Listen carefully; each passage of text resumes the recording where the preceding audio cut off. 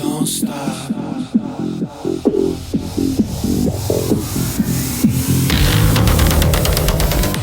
Hi, thanks for joining me on the Everything and Anything and a Bit Gay podcast. I'm your host, Dr. Randall Friedman.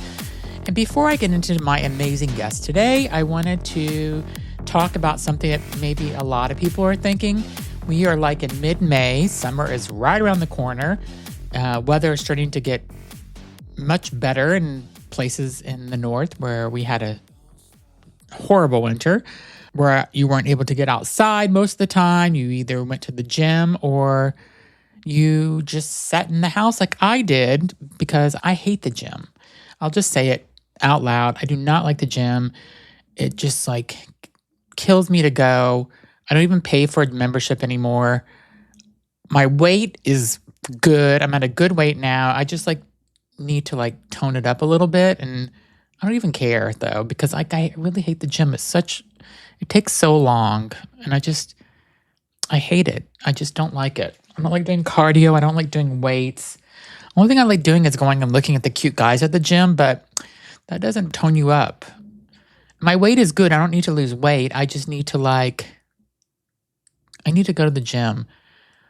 But now that it's nicer outside and it's not like 3 feet of snow outside, I am going out and doing walks several times a day. I walk to get my hair cut, which is about a 3-mile walk. I do that once a month. And then I walk also once every 2 weeks to go get a pedicure, manicure. And that's about like a 3-mile walk.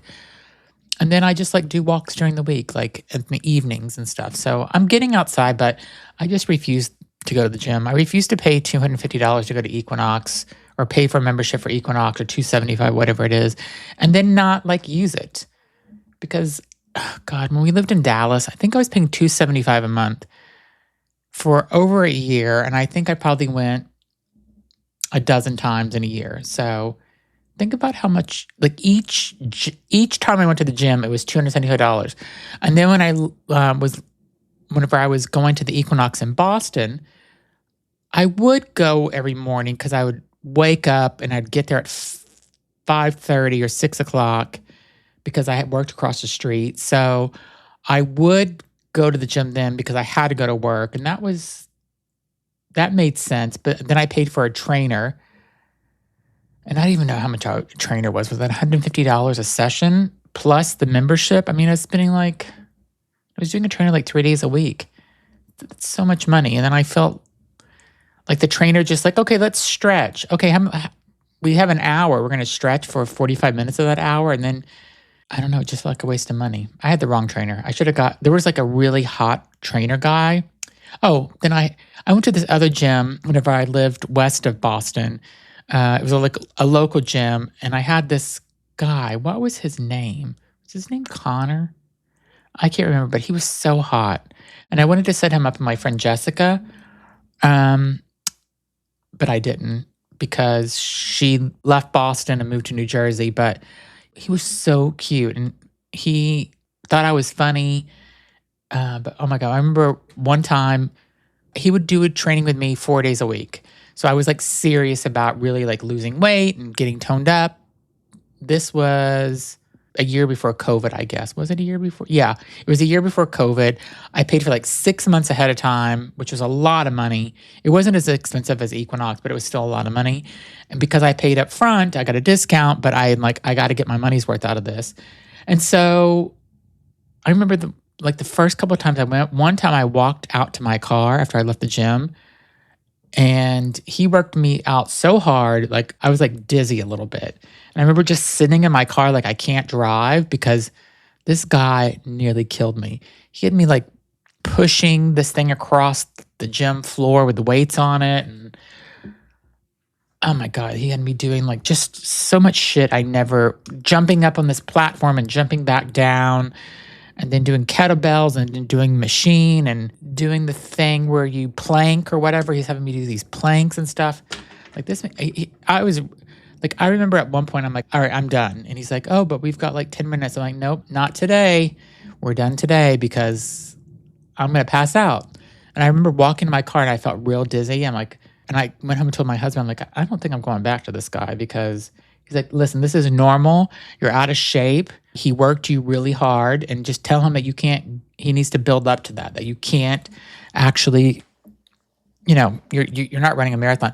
Oh, then one time when I was living in Atlanta, my friend Becca is like, I'm doing this boot camp.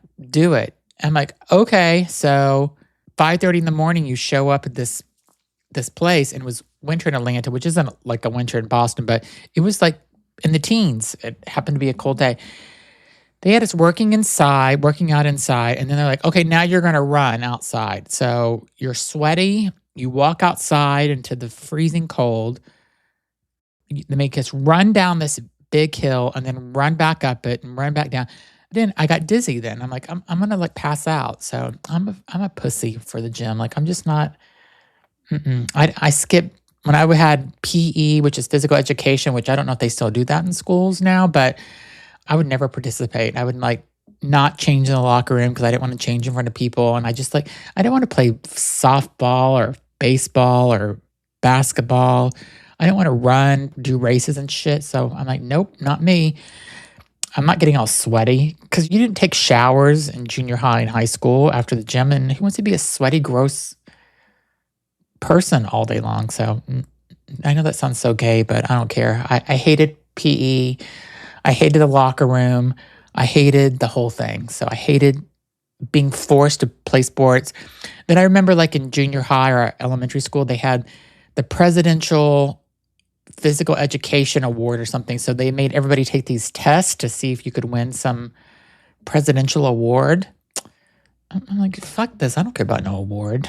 And they made me do it, but they wanted to see how far you could jump, how fast you could run, all this stuff. I'm like, I don't care about any of this stuff. So my mom tried to put me in all these different things when I was growing up. So we tried piano lessons. We had a piano in our house and this old antique piano, which was gorgeous. I wish we still had it. And my mom took me to piano lessons, and my dad would go with me, and he was going to try to learn piano lessons too, because I guess he did piano lessons when he was a kid, and we were doing it together. I remember going to this lady's house, and she would always cook like vegetables, and her house always smelled like broccoli. I just remember that smell. Every time I smell broccoli, I think about the piano lessons I had to do. She was like some crunchy, earthy hippie woman. So piano lessons, I did that for maybe 6 months. Then my mom tried to put me in swimming lessons, and I knew how to swim already. So I didn't really know like why she was putting me in swimming lessons, but she did.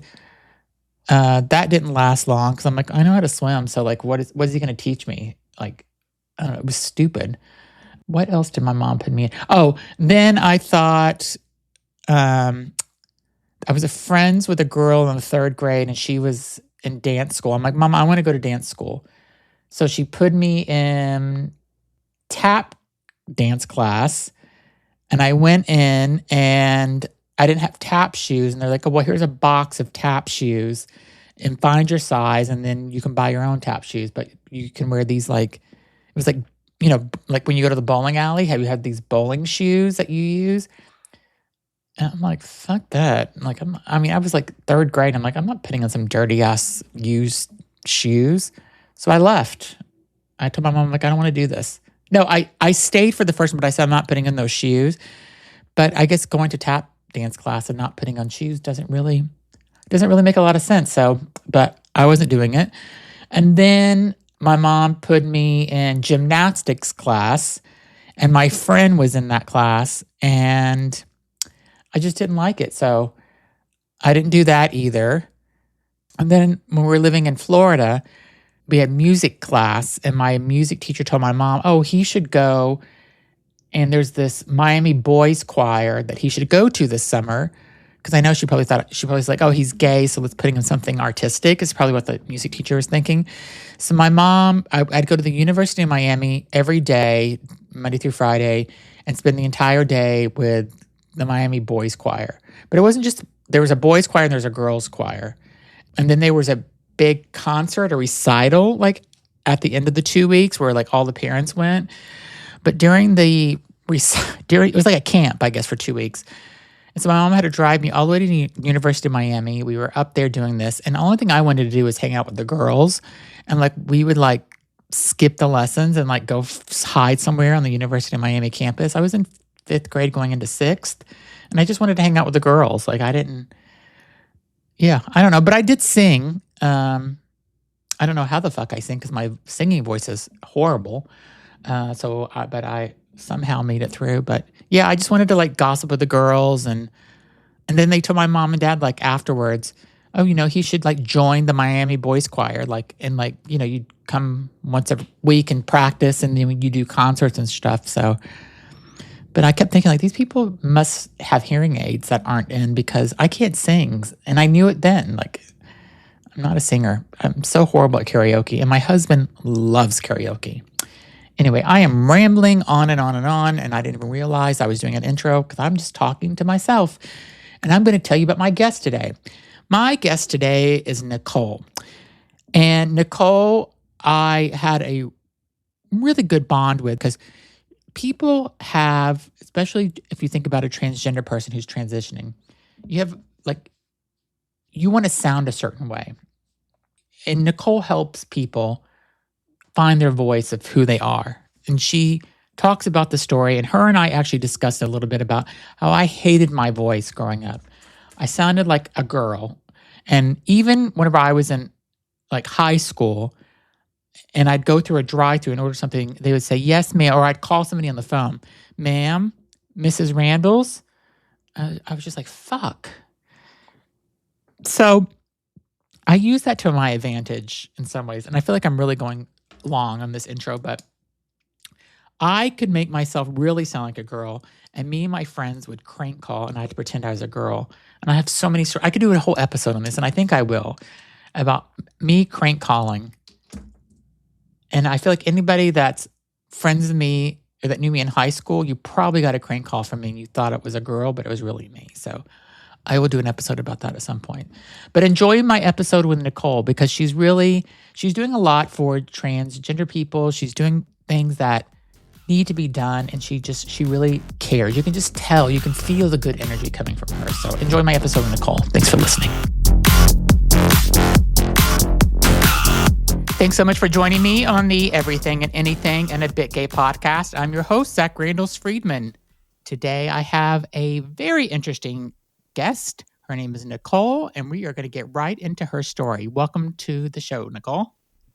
Thank you. It's nice to meet you and see you and be on the podcast. Thank you. Can you give my audience a little bit of background about Undead Voice and who you are? Yeah, so my name is Nicole Gress. I use she and they pronouns, and I am the founder of Undead Voice. So Undead Voice is a virtual trans voice training platform. So we help transgender and gender diverse people change the actual physical sound of their voice to be more affirming if that is part of their gender journey.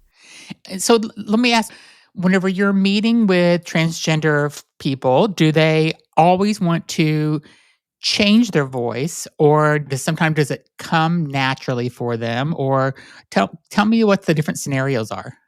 That's a really good question. About 85% of trans and gender diverse people experience voice dysphoria, which is that like emotional or psychological discomfort that can come from having a voice that you don't feel like affirms your identity or truly expresses who you are. And then of course there's, there's the other percentage of folks who identify as trans or gender diverse and love the sound of their voice already. And so it's never like a required or necessary part of transition, but for a lot of our community, it is an affirming part of their journey. And unfortunately, depending on where you're at in your journey when you are transitioning, often like surgery or hormones aren't enough to completely give somebody control over their voice. Now, whether voice training comes natural really depends on the person. Okay. There's absolutely people who have like just a natural affinity or like a good ear for training their voice. But most people who want to transition their voice engage in some sort of training. And how long does it usually take somebody to kind of train to get the voice that they feel comfortable with? Yeah, I mean, it's the unsatisfying answer of it really depends. But the truth is, I can tell you what it depends on. Okay. Yeah, that's great.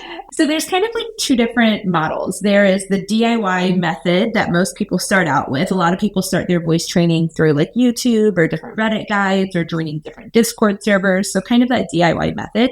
And we find that over 90% of trans people start their journey in that way. And those are really great places to learn some like terminology, even some beginner exercises. But sometimes, everybody hits a point typically where they can use a little bit of guidance or feedback or just community support.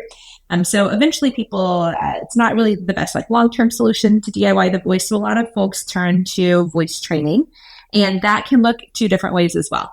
So they can either go through more traditional healthcare settings, which is, I'm a licensed speech pathologist, so I did trans voice. I've been doing trans voice work for about 12 years, and the first about 4 years of my career was in more of those traditional medical settings. So it looks like your typical, you go to your doctor, you say that you're trans, you get a gender dysphoria diagnosis, they refer you to a speech pathologist who hopefully is taking insurance, hopefully is accepting new patients, and hopefully has experience in trans voice. That journey, people usually wait a little over 2 years on a wait list to find a person who can take them. And then once they're in those weekly lessons, the usual timeline is anywhere from 18 to 36 weeks. So 1.5 to 3 years of weekly lessons. So all in, it's like, it can be anywhere from 3 to 5 years to transition your voice that way. Then there's like my company, for example, I started it because that road, that's way too long. Yeah. And there's no reason it needs to take that long. It's a lot of institutional red tape is the reason why it takes that long. So about 6 years ago when I started Undead Voice, the main goal was to cut that time drastically. And so in my company, we flipped that dynamic completely. And so our program takes 4 to 6 months to transition your voice. Awesome. So 6 months to get through our curriculum, 4 months for all the big changes to happen. And we'll be right back. Okay, and now back to the show. So I have one thing to ask you, and another. But I always want to tell you about another guest that I had. Yeah, please. Her name is Bernie Wagenblast, and I don't know if you've heard of her before, but I would remember that name. It is an amazing name, and she lives in New Jersey. And I interviewed her. She was like, I loved her. So she's transitioned, and her voice was used, her male voice is used on the New York City subway. Okay, I have heard of her. And yes, I have heard of her. She is just, her whole story and her whole vibe is just so amazing. Like I love her. So I'm excited for people to hear that. And so I think she's happy, with her voice because it's, I mean, her voice is, it's kind of iconic because I've heard, I used to live in New York and I heard that voice all the time, every time I get on the subway. So it's kind of funny. The question I have for you is, so growing up, I had, I'll say what a typical gay kid's voice was, where it was not deep and, masculine and stuff. I'm surprised I'm doing podcasts because I kind of hated my voice all my life. And until I was asked to do a podcast at one of my previous jobs. And then I was forced to listen to the podcast, and I'm just like, oh God, I have the worst voice. And now I don't care. Like, I just don't care at all. I'm happy with my voice. But do people that, even if they're not transitioning, do they come to you to try to make their voice different or better?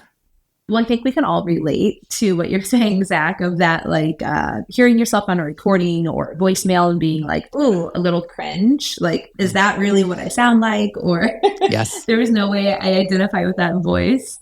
Or even like if you're talking and you're feeling emotional or nervous, or you're like giving a presentation, you can sometimes your voice gets out of your control, right? It's like it gets shaky or it can start sounding really high or unstable.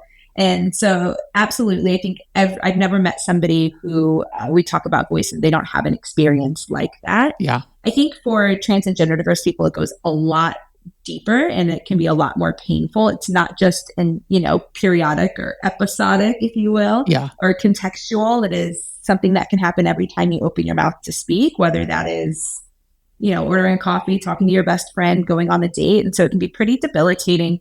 But to be honest with you, there's such a lack of resources for our community that absolutely people have come to me that don't identify as part of our community, wanting to have more control over their voice or feeling like they would like to explore it a little bit more. And for those people, at least at this juncture, I just refer them out, because right now we are solely focused on getting, resources, free resources specifically into the hands of our community.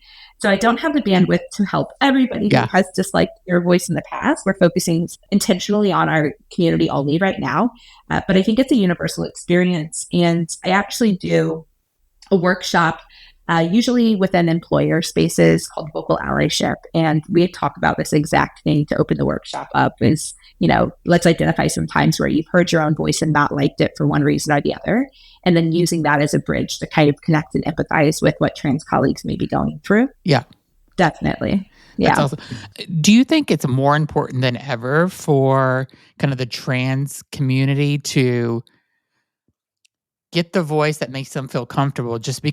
And I don't want to get political because I try not to in the show when it's very hard to, but there's so many anti-LGBT, anti-trans more than anything out there happening right now, which it's just unbelievable to me how we've got stepped back so much in this country when I feel like we were making so much progress. Do you feel like it's even more important now for people to feel comfortable in who they are, just so they're not like, I don't know, like if you're going through a transition and you're in, I'll just pick a state that I think is a little off, Arkansas, where you walk into a grocery store and you're transitioning to female and your voice is a little deeper and you get attention that you don't want. I mean, it could be scary, for people. And do you think, I feel like it's so important now, the work that you're doing just to help people feel comfortable and also from a safety perspective. Do you look at it that way as well? Definitely. Yeah. I think it's always been, first and foremost, do you love your voice? And if you love the sound of your voice, amazing. And then there's, with where we're at right now in this really chaotic and unsafe and dangerous time to be trans in our country or just the world in general. Yes, I think safety is something that's top of mind for our community. And voice is such an empowering way that you can take control of part of your journey. It's, you don't have to go to a doctor. You don't have to get a diagnosis. You don't have to wait for a referral. You can start working on it immediately, privately. You can maintain access to whatever sound is your baseline while also creating something more affirming. And, a lot of people do choose that because, to your point, Zach, let's say somebody's not yet out at work, but that's something that they want to explore transitioning in the workplace. A lot of times people worry that if they transition their voice, then that all of a sudden will out themselves before they're ready. And so being able to just expand access to your entire range is really empowering for those situations so that you can choose when and how you present. But, our voice is usually the first gender perception marker that anybody gets, whether you're on the phone or just at a drive-through or in person. And so, yeah, for sure. I have gotten so many phone calls and I laugh. I don't even correct people anymore. They're like, "Yes, ma'am." And I'm just like, "All right." And I was with one of my catty gay friends one time. We were at a drive-through getting food and they said, "Yes, ma'am, we got it." And I never heard the end of it. And I'm just like, you know what? This is my voice. Get over it. This is just who it is. I mean, I love that you said that, when you were younger, that you had some anxiety around it or discomfort with your voice. And then as you, had to have more exposure to the sound of your own voice and you've kind of grown more comfortable with it. I mean, that's a beautiful journey. And I think that's what everybody hopes for, is to find a place where they're really, they're moving from discomfort to something that it causes less dysphoria and more euphoria with their sounds. Yeah. And a lot of that comes from control, right? Being able to completely reimagine and recreate how your voice sounds to the world is a really beautiful and wonderful journey to watch people go through and obviously to be part of as well. Yeah. But what you said earlier about is it important right now for people to have access to this type of training? Yeah. Absolutely. We actually launched this year because of that exact reason, a free intro program called Jumpstart that we ran 20 times and helped over 40,000 voices. Wow. And it's a 3-week virtual program, and it was so successful and really impactful that we are running it 65 times next year. So we are tripling access, and then we're going to run it free for the next at least 5 to 6 years as well. And that in itself, the amount of partner organizations and direct individuals that have engaged with and shown enthusiasm and want for access to that resource just kind of highlights not only how big of a need it is, but how important it is right now, where a lot of healthcare is being rolled back for our community. And so there's just not access through typical channels. Yeah, there's all this gender affirming care that's being rolled back. And, it's shocking to me on how much stuff is being taken away from the community and stuff. So I think it's fantastic what you're doing just to support the community. Thank you. Yeah, we intentionally are categorized as coaching or training and not medical or therapy, which means that we're not regulated by any state or federal laws, any health insurance, like ethics. So we are and we will always remain accessible in that way. For sure. So one of the things that I read that you said that, the voice transition is one of the kind of the most challenging parts of the transition, right? So why do you think that is? And what comes up with one of your clients? Like, how do they get really emotional about their voice? And just, does it make them feel more of who they really were born as? You know what I'm saying?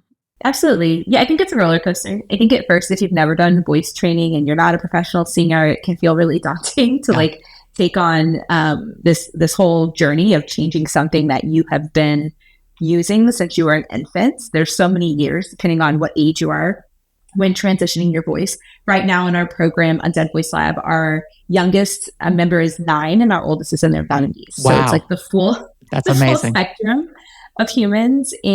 But something that's universal across the board is that typically people start with a little bit of, nervousness, anxiety. This is something they've never done before. There's a lot of questions of like, what can I even sound like? What actually is possible? Yeah. And what we have found is the most successful for both the actual physical journey of changing your voice, as well as what you mentioned, that like emotional or psychological side, is having community. And so when I mentioned earlier that like our platform is a complete 180 from what people typically do for voice training, is that we are a completely like community centered approach. So we have a virtual platform where people transition their voice and they do it with one another. So there's like 4,000 active users on the platform, and we have like peer practice groups every single day, group coaching calls, you get paired up with a buddy, and having somebody else of the same lived experience that may have similar goals to you going through the same journey is the biggest like balm for the voice dysphoria piece, or that emotional piece. And honestly, seeing people who are further along in their journey is really great for the psychological roadblock of like, oh my God, will this ever happen? Or I'm really struggling here. And so being able to see other people or just like chat with them, hop on a call the same day and like have a conversation where they can share about their journey is really, really powerful. And we'll be right back. Okay, and now back to the show.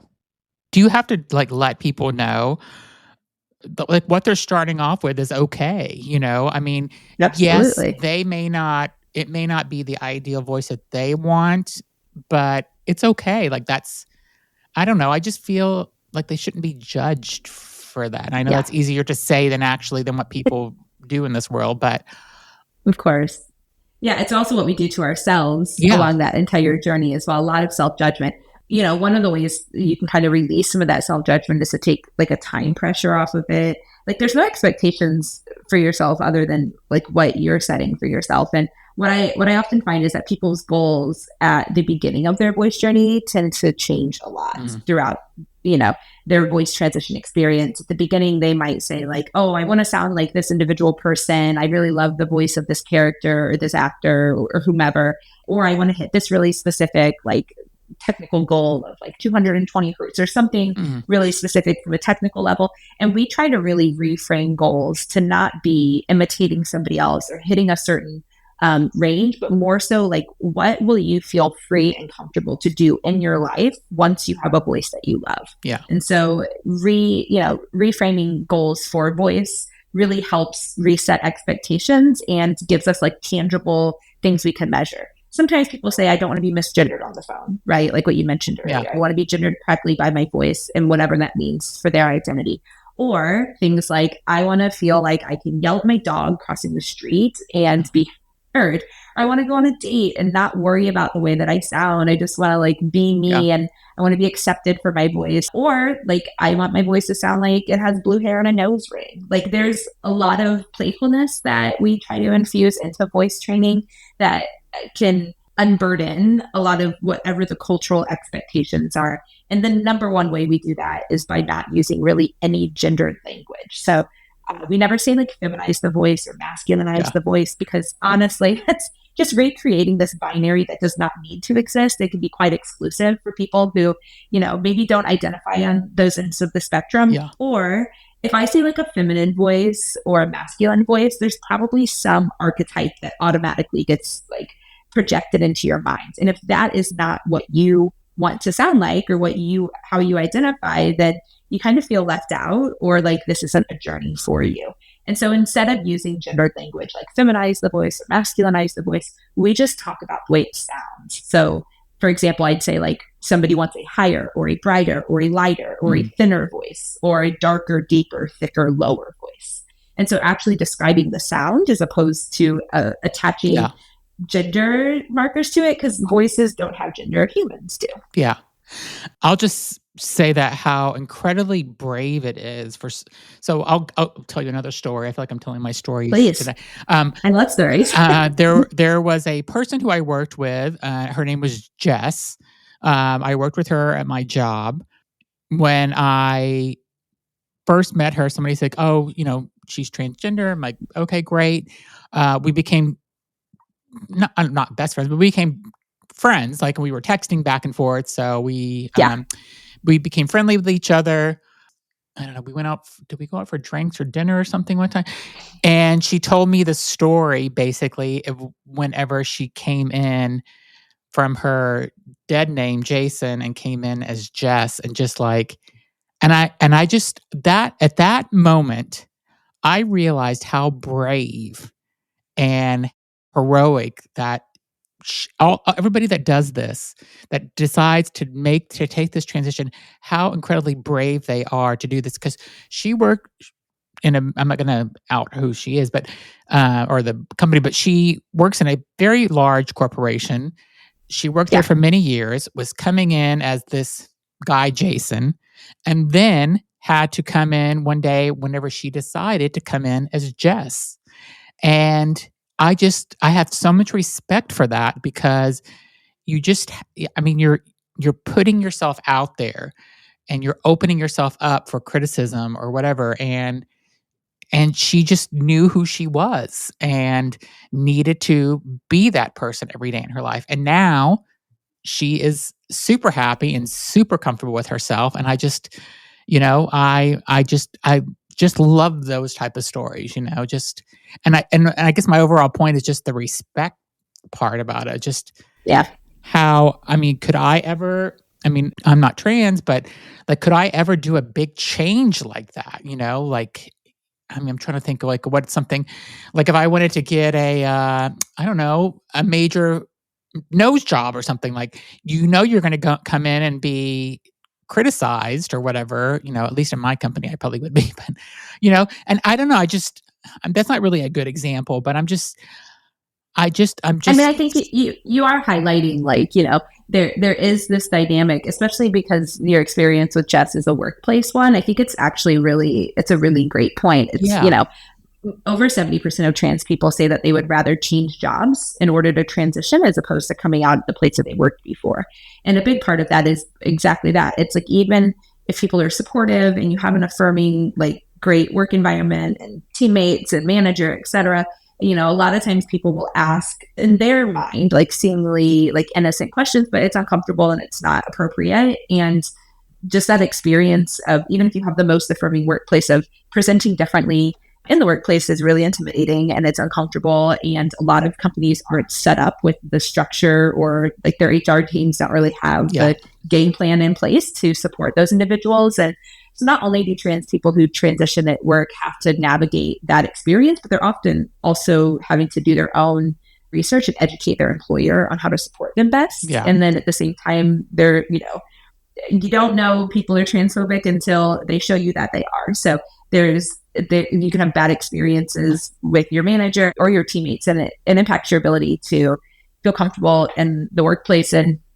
honestly, for the first few years of Undead Voice, we focused solely on just helping people find an affirming voice. But the truth is, it's not really enough to help somebody love their voice if they're not able to feel comfortable using it in every scenario, which is, voice is one of those things. Like, I think we, as a society, the most well-meaning of us understand that if somebody starts presenting differently, whether that is in their appearance or their dress, that you don't say anything. Like, we're not asking people that you shouldn't say anything. Yeah. Voice, on the other hand, is one of those like open season. Like, are you sick? Why do you sound like that? What's happening with your voice? Or you just have these like nonverbal, like facial reactions to people when their voice starts to sound different. Which is why we implemented what I said earlier, which is, when we support people in the workplace, we're also going in and training their colleagues on how to be allies and what to say, which is basically nothing ever. Yeah. And how to be supportive. But yeah, I agree. It takes a lot of courage and brave. And I'm blessed that, every day I'm working within our community, and the people that I'm working with have that lived experience. And it's just like such a beautiful characteristic in a transgender diverse person, whether they have decided to socially transition or not, or, if we're the first time they're introducing a new name or pronouns and we get to be part of affirming them by using them. It's just like, you get to watch people really feel like they belong for the first time and kind of unfurl or like break open this like, their egg, crack the egg, right? That's where the term comes from. Often voice is one of the first parts of somebody's transition journey because, again, they can do it without having to alter anything else about their presentation if that's part of, their wants or needs. And they can kind of work on it in a stealth way. And so we usually are hanging out with people, and I'm meeting folks who are very early on in their journey. And so watching that shift from like feeling really anxious and nervous to then finally like feeling really empowered and confident is like a beautiful thing to be witnessed to, for sure. So you were working in a hospital, right? Doing helping people, and it wasn't satisfying. Is that accurate? I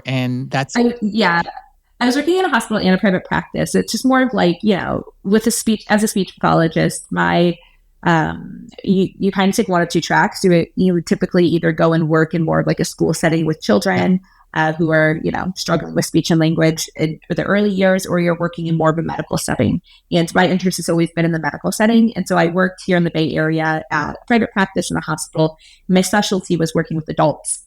I was actually working with adults that had acquired neurogenic disorders, so stroke and traumatic brain injury. And the hospital that I worked at and the private practice I worked at both specialized as like areas of, centers of excellence for trans care. And it wasn't really more of those traditional medical settings. There tends to be like a pattern that can kind of emerge. And for me, it ended up being quite hard to ignore. It was, after working through everything I've been trained to do as a speech language pathologist, a lot of my patients still left our care not feeling like they loved their voice, or they got to the point where they started bringing in YouTube videos and being like, can you try this? And I'm like, no, we cannot be. I mean, yes, I would try obviously anything they wanted, but as a human inside, I'm like, we cannot be at a place as a field where we are using YouTube videos to help our patients. Like that is not great care. We need more and we need better. And so, I got a little bit tired waiting for the system to work, and our community was doing what we always do and trying to figure it out themselves. And so I, tried to bring some of those techniques into a traditional medical setting, but there's a lot of hesitancy and resistance around innovation in that way. And so I decided to leave both of those settings and explore some alternative approaches. And I took about like a 6 to 9 months hiatus and took every like singing and voice pedagogy class that I could get my hands on, and created the curriculum that now, is the one that we are still using today, but it's like the 5 pillars of voice, and put 100 trans people through a beta version of that program for a year, and then launched at the end of 2020 Undead Voice Lab. And now we're almost 6 years into it, and on like version probably 4 or 5 of the curriculum, just keep, iterating and whittling it down. But yeah, there's I think a place and time for traditional medical settings. And I think those are great resources for the people that they work for. But the truth is, whenever that is the only resource that's available and somebody tries that path and it doesn't work for them, they are left feeling like they have failed. And we are just now starting to communicate and recognize that it's more of an institutional failure, but I was not willing to wait that long. Yeah. So I have a stat about you where you've reached. Oh boy. And you should, and there's going to be a follow-up question to this after I tell you this. So you've reached over 100,000 people across 20 countries. Think about how amazing that is. Do you ever stop, and I ask a lot of my guests this, do you ever stop and kind of think about and reflect on all this amazing work that you've done and how you have changed people's lives and how you've made people feel more comfortable in their own skin? Like, do you ever stop and do that for yourself? Because I think it's so important too. Yes, I do. I don't think I did at the beginning. It was your typical startup environment of working like 17-hour days, 7 days a week. In the last few years, yes, I've definitely, as I've grown as an entrepreneur and as a business owner, my mental health is extreme, like the most important piece, because if I'm not able to have the self-awareness of when I'm burning out or pushing too hard, then ultimately I'm not able to help the humans that I can. And that 100,000 number would not be anywhere near where it was if I hadn't been really diligent of having my own coaches and my own support to recognize and build that in a healthy way. Yes, I think sometimes I fall into the classic, if your standard is really high, then when you meet it, it doesn't feel like accomplishment. It just feels like your baseline. And so I have to kind of reset that often for myself, where I just have very high expectations of what excellence looks like. And if I'm meeting that, I have to remind myself, I did excellent today, instead of, well, that is the bare minimum and now do better. I will say that, I'm lucky enough that my day-to-day interactions with our community and with people who are having these breakthrough, joyous moments, emotional, we cry every day with each other, forces me to be in that space and be present every day. So I'm grateful for that. Sometimes, there's a difference between putting on the like founder entrepreneur hat, where we're really trying to push as hard as we can to find as many avenues to help as many people as possible through our free program, Jumpstart. And that I have to sometimes hit pause on and be like, okay, now enter back into the community, talk to humans. Like get back to the core of it. But, thankfully most of the partner organizations we're talking to are also like queer owned, or they are at least like familiar with and see value in the work that we're doing. So even the more like businessy talks I'm having, there's always a moment of people similarly saying like, this is really important work. I'm glad that you're doing this. So, awesome. For someone that's kind of starting, exploring their voice for the first time, where should they begin? Should they go to your website to find out more? Like what should they do? And just so everybody knows, I'll put the link to your website in the description of this video or podcast, whatever you're listening to, but just to kind of give it a shout out, it's undeadvoice.com. It is. And if you go to undeadvoice.com/join Jumpstart, you're going to land on the page that allows you to enroll in our free 3-week program that I mentioned earlier. That is the best place to start. It is like community-based, it's online, it's virtual, it's 3 weeks long, it's a class each week, and you get to explore what voice goals you might have for yourself, actually get an idea of what's to come. Learn some warm-ups for your voice, learn a little bit about healthy voicing so that you're making sure that you have a voice that lasts forever. And then the second session, you get to learn about the 5 pillars of voice in our curriculum and do some beginner exercises for each. And then the third session is where we make like a plan for you. So a roadmap of what comes after that 3-week program. Everybody, and you get open coaching.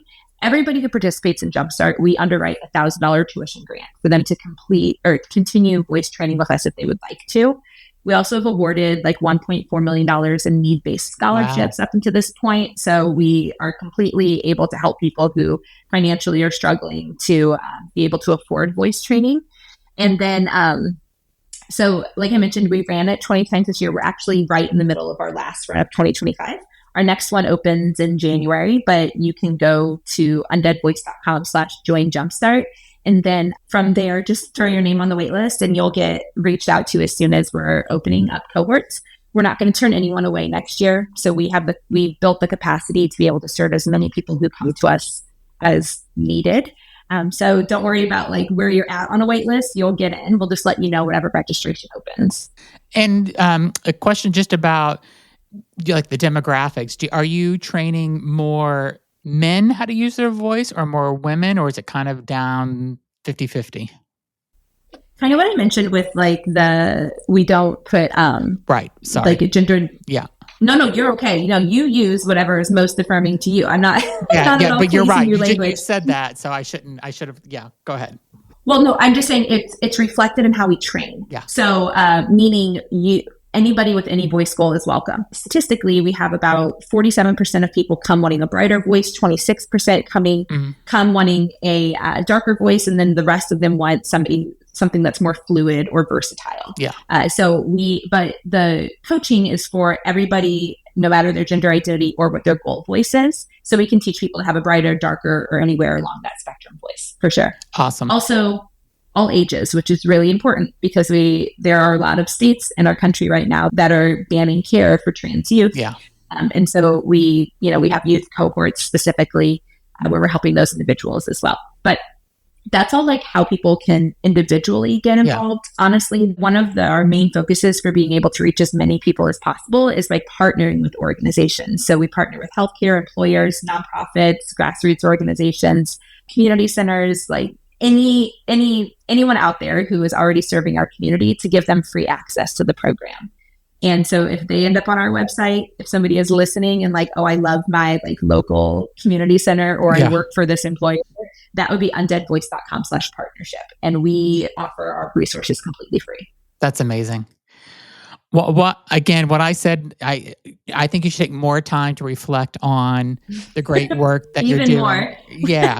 Like I do think it's so amazing that you're helping people, especially in today's world when they're being discriminated against for being who they are. And I just think that you're just helping people in so many ways. And I think it's amazing. So you were an amazing guest. And I really, really thank you for being on my show. Oh, thank you. Oh, we're already out. Yeah. It goes so quick. It goes fast. Again, go to undeadvoice.com if you just to even learn about what she's doing. And if you want to maybe do something with your voice, because all the resources are there. All the resources are there. And it sounds like it's let me just ask you one more question. So since you're doing a lot of this virtually, can anybody from any country kind of join up and do it? Absolutely. Yeah, 100%. So the 20 countries, this is what we've reached so far and that we know about. That includes, like, we have a large presence, of course, in North America, and we have a large presence in the UK, Australia, New Zealand, Japan. I mean, honestly, and we're in the middle of this huge project of like access to different languages. We're starting with Spanish, which we've already moved forward with, which is wonderful.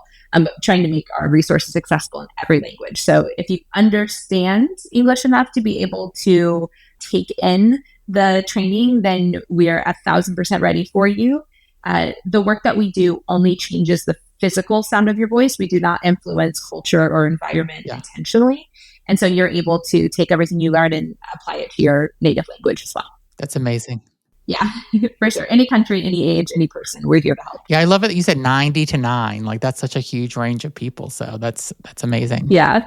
Well, the voice starts to change, and not to get back into everything, I know we're wrapping up, but the voice starts to actually change well before puberty influences it. So at age 6, young children start to kind of move into different, like, quote unquote, gender perception categories based on the influence that the people around them have.